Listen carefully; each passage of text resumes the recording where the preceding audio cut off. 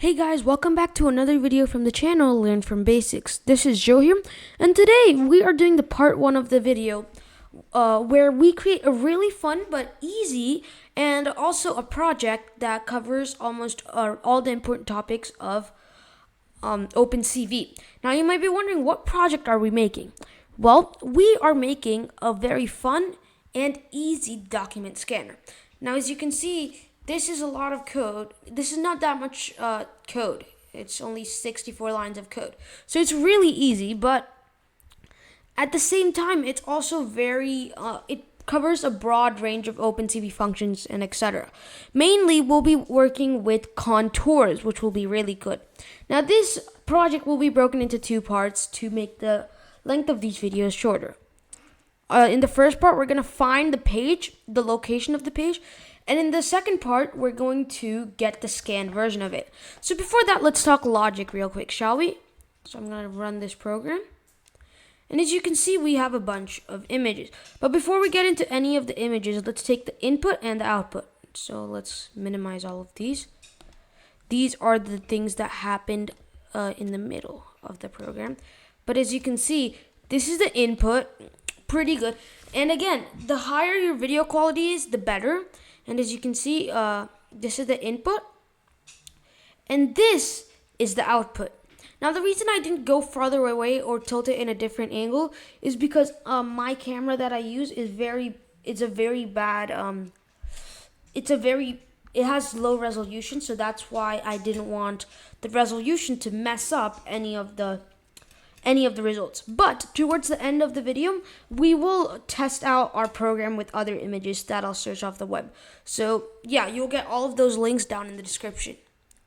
Now, as you can see, it goes from this image. So imagine your little brother was doing his homework and you wanted to send his homework to his teacher and you don't have a scanner. So you can take this image and convert it to this image using your document scanner. And it's actually very clear. You can see, you can read these, count the circles, write the numbers, find the sum, etc. Now let's see the process. As you can see, this is the input image. Then, since we're finding contours, it's just, normally when you find contours, you want to remove the color of the image you want to find the contours of, so you can reduce the noise and everything. And then we're going to also add Gaussian blur to that image to, again, reduce blur. So maybe you can see like this image is a bit sharper and this one is not. And yeah, we're using the Gaussian blur function to do that.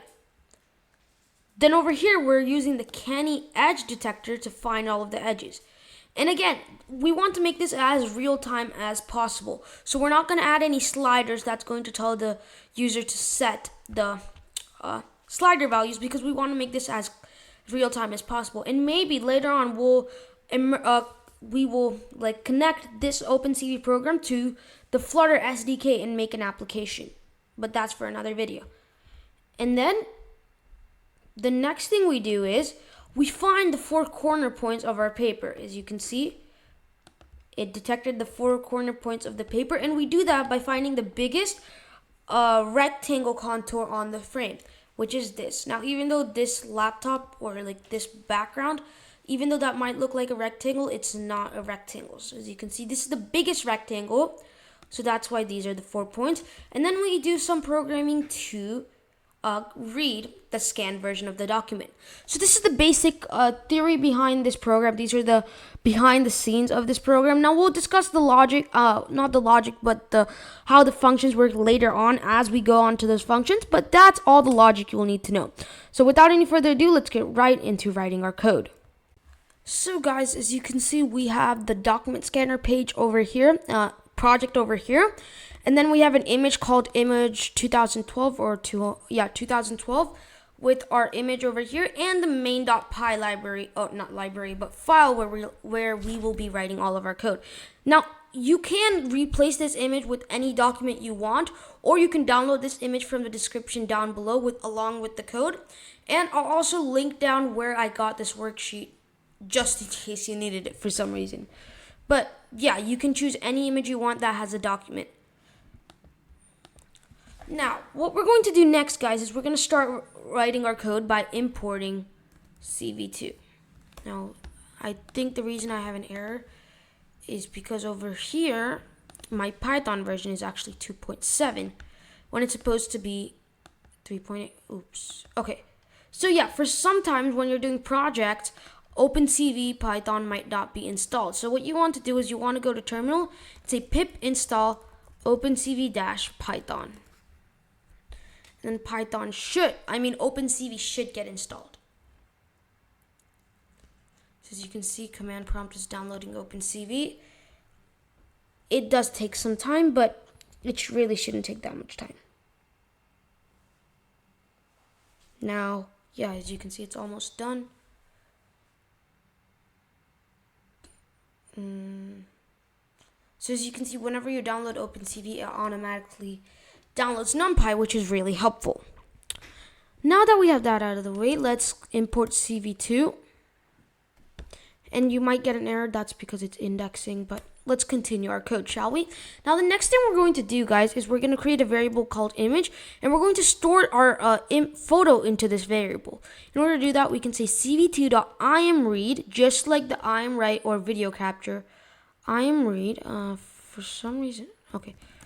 imRead, and then the location of the imRead of where our image is so the computer can read it, which in this case is image2012.jpg. Now, if you had this image stored in this file, you would write the file name / image2012 or whatever your image name .jpg.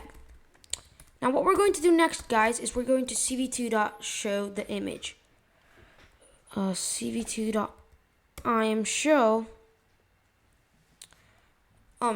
So we're gonna cv2.imShow the image by saying image. Actually, no, image and then comma image. And then we're also going to add a wait key so it does not crash. Now, if I run my program, you should be able to see an oversized version of my image.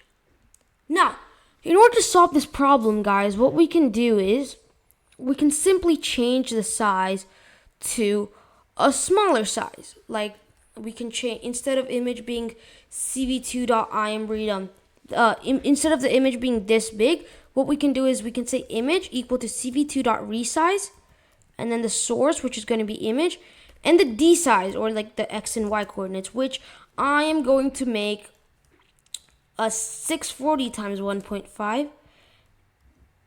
480 times 1.5, and comma 640 by 1.5. Now, again, you can make this any size you want, and if you really don't have this problem, then you can leave it. You don't have to write this code. Like, if your image is not as big as mine, which is like 4,000 by 3,000 pixels, you don't have to do this, but I'm just doing it so mine doesn't look that big. And actually, what we're going to do is we're going to use this big of an image to process the image. So if we shrink it too small, we don't want to lose the detail. And when we're showing our image, so we're going to write our code here. Write code here. When showing our image, we can, let's copy this.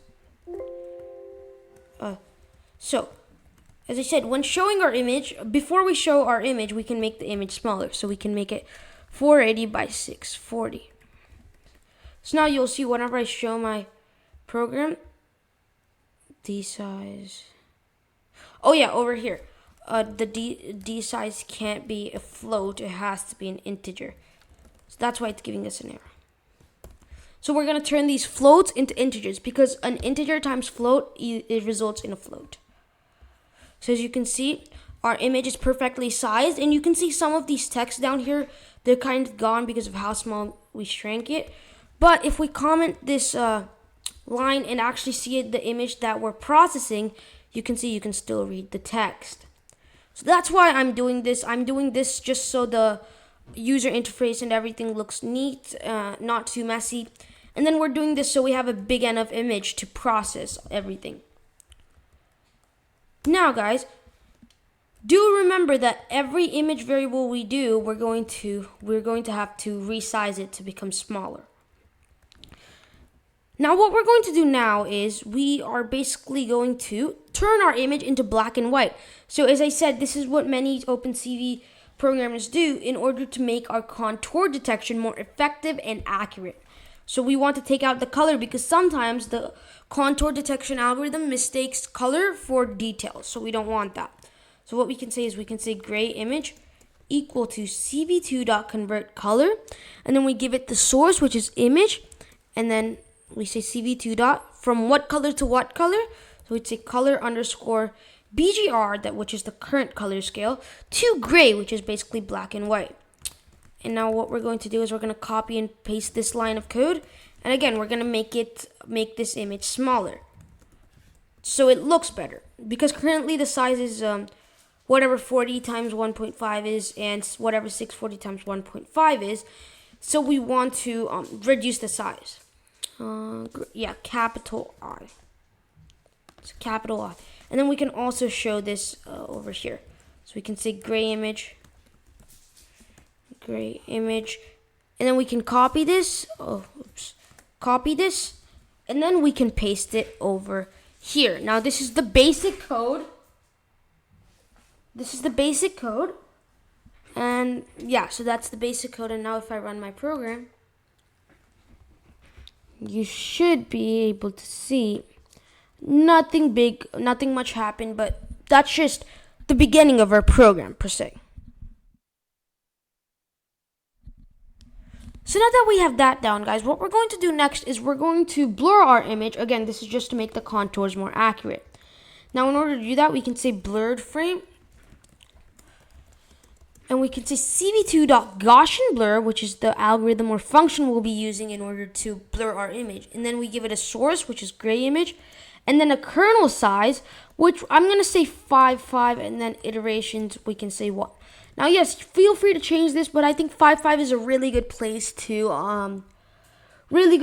stop, as where it's not too blurry, where like you can't see anything, even the outlines, but it doesn't like it's not less like it's not like it doesn't blur it at all, where you can't see the blur, like you can see all of the details. So that's why we're going to, so that's why I did that. And then again, this is 1 iterations, and we're going to do this. We're going to make it smaller again. Let's say blurred frame, and over here again, blurred frame. And then we can show the blurred frame over here. So I just forgot, I should have named it blurred image because we're going with image, but I don't want to change image those many times over there, so I'm just gonna leave it. Now, as you can see, guys, we have the 3 parts done. We have the original image, the black and white image, and as you can see over here, we also have the blurred image. So if we compare the black and white image with the blurred image, you can kind of see how there's a difference between both of them. You can see these adding using pictures.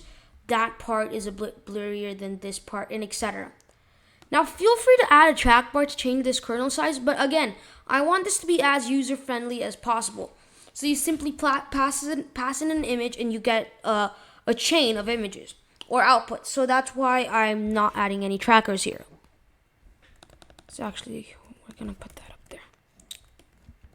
And then over here, let's name this resizing.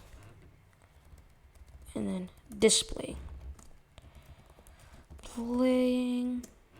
Displaying.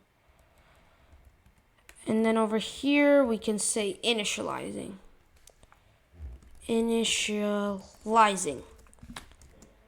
Now, guys, the next thing we're going to do is we have the basic parts done, so we can start to get our Canny edge detector started. So in order to do that, we're going to say Canny frame, and we can say cv2.canny, and this basically finds the edges for us. And now what we're going to do, guys, is we're going to give the source image, which in this case is frame or image. Actually, no, blurred frame. And then threshold 1, which is going to be 200, and threshold 2, which is going to be 200. Again, as I said, you can change these values by adding a trackbar, but I want this to be as user-friendly as possible, so that's why I'm making these 200, 200, because that's a really good place to start at, and it works in almost any light condition, which is what we want. Now, if I do this, resize this too, so actually, that has to go up there, and then we want this down here. So if over here, so now we want to resize Canny frame 2.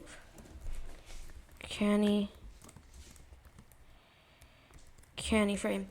And then if we show our Canny frame over here, you'll see we get a really good output that is really accurate, which is, again, what we want. So Canny frame, Canny frame. Now if we run our program, you'll see that you can see our Canny image is very accurate. And now, as I said, maybe you can see over here, it's like it's a bit iffy. So what we can do is we can actually decrease the Gaussian blur to 4:4. Oh, actually, never mind. Kernel size is 500. But maybe we can change this to 900 or so that's you can barely see any. Oh, oops, not 900, but like 190. So if we change it to 190, I think the detail is a bit better. But again, this doesn't look that good. So actually what we can do is, I think the problem is we compressed our image a little bit too small. So let's, instead of increasing it by 1.5, let's increase it by 2. So it's twice as big. And I think this will make a big difference. As you can see, our inside is much better. And in fact, what we can do is we can compare both of these by making two Canny frames. Canny frame and Canny frame 1. So actually, let's just compare these by just looking at them. So for example, this is one that has 1.5. As you can see over here, the lines are not that clear. And then here the lines are breaking up. And it's just not clear overall. Whereas if you do 2, you can see the lines are very confident and straight out, really good. And now, even though this text might not look as good, we really don't need that text. All we need is this outline of the box. Now guys, the next thing we're going to do is we're going to draw those contours onto the frame. Now in order to do that, what we have to do is we basically have to write this simple code. So we can say contours, wrong spelling, contours, comma, underscore, because it's going to return two variables, one of the variables we don't need.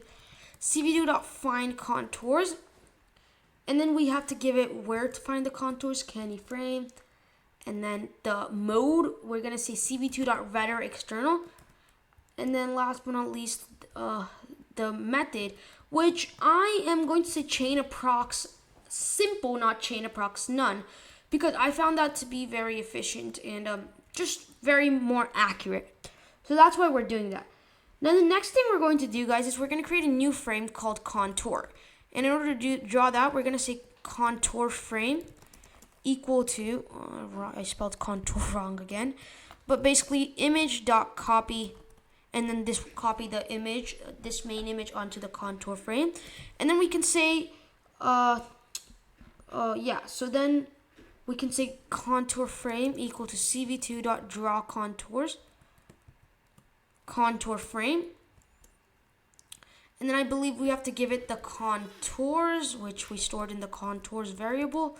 Then we have to give it the which contour to draw, which is -1 because we want to draw all the contours. Then we also want to give it a color, 2550. Let's give it a color of purple, 2550255, and a thickness of 4. And then again, as usual, we also have to write this piece of code. And actually, I took all of this code and wrote it in the resizing part. We want to write it in the right code here part. And then over here, we can say contour frame equal to CV, and then we copy this code over here to down here, and we can say contour frame. Contour frame. Now we, again, just display the contour frame. Contour frame.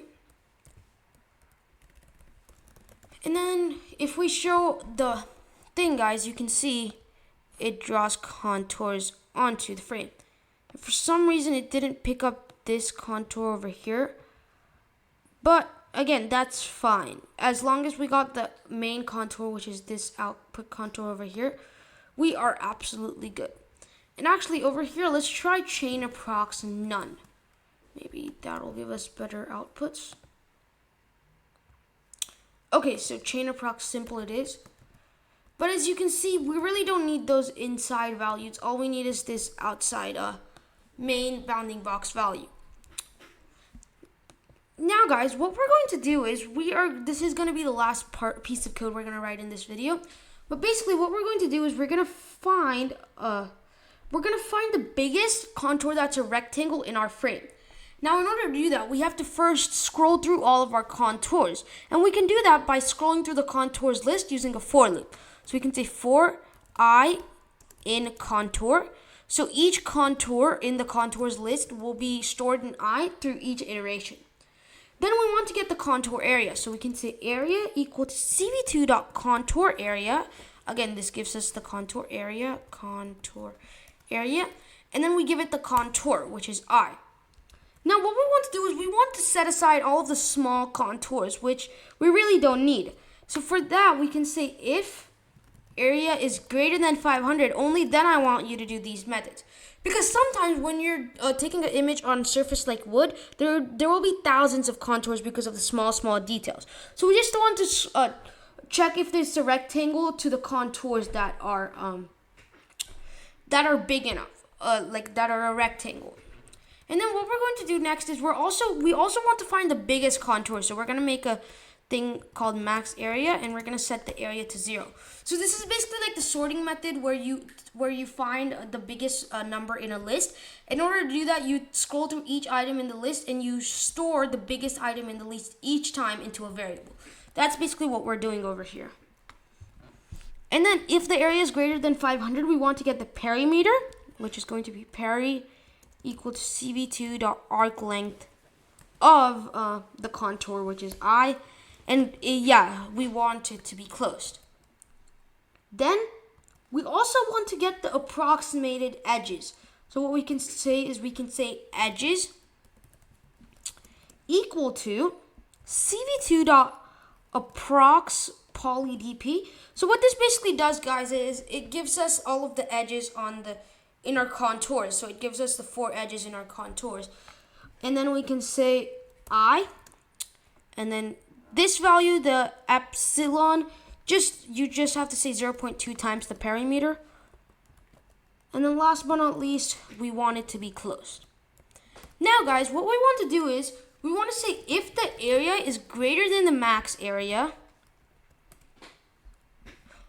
and the length of the approx is equal to 4, or the edges is equal to 4, which means it's a rectangle or a square, then the biggest, so we want to draw our 4 corner points later on. So we're going to say the biggest is equal to the edges, and the max area will set it to area because that's currently the biggest area. Now the next thing we're going to do, guys, is after this whole for loop is done, we're going to say if length of biggest not equal to 0, because sometimes, and let's make this a list of 0. Because sometimes we don't find a sheet in the page. So we want to make sure we only draw the 4 corner points of the page when we find it. So in order to do that, we can say cv2 dot, so we can say corner frame equal to image.copy. Yeah, and then we can say corner frame equal to cv2.draw contours frame. We want to draw it on corner frame, and then the contours are biggest, and then we want to draw all of them. Let's make the color pink, and let's make the thickness of 5, or like the circle radius in this case. And then we're going to resize corner frame over here.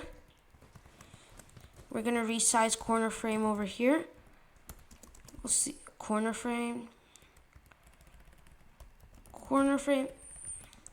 And then, guys, we're going to show the corner frame over here. So we can say contour. Instead of contour, we can say corner. And over here again, instead of contour, say corner. Now if I run my program, so actually that's a bit too small. Let me make them a bit bigger. So instead of 5, let's make it like 25 pixels wide, so then you can clearly see it. So now as you can see, guys, our program has marked out the 4 points of our of the paper. And if you want to make this look a bit cooler, instead of the biggest being the edges, you can say biggest equal to I. So then it'll kind of give you the outline of the whole sheet, as you can see over here. But again, the contours aren't always the straightest and the best. So as you can see over here, it didn't draw us the contours, but it guessed out the overall shape, which is honestly all we need. So what we can do is we can make this, again, as I said, let's just make this edges so that it will give us the 4 corner pieces. So as you can see, that's going to be all for this video. We basically got the contours of the frame and we outlined the 4 corner pieces of our frame. Now basically we got this program working. In our next program, we're basically going to deal with the arrays and kind of sort these out to where it's the top left, bottom right, bottom left, top right corners, so we can easily transform it to be a straight paper. But other than that, that's all for this video, guys. Make sure to subscribe and hit the bell icon so you get reminded when the part 2 is released. And again, thank you for watching. I hope you learned something new. If you have a question or a comment or a suggestion, please type that in the comment section down below. All links are in the comment section. Please do subscribe, like, and share this video. See you guys in the next one. Bye-bye.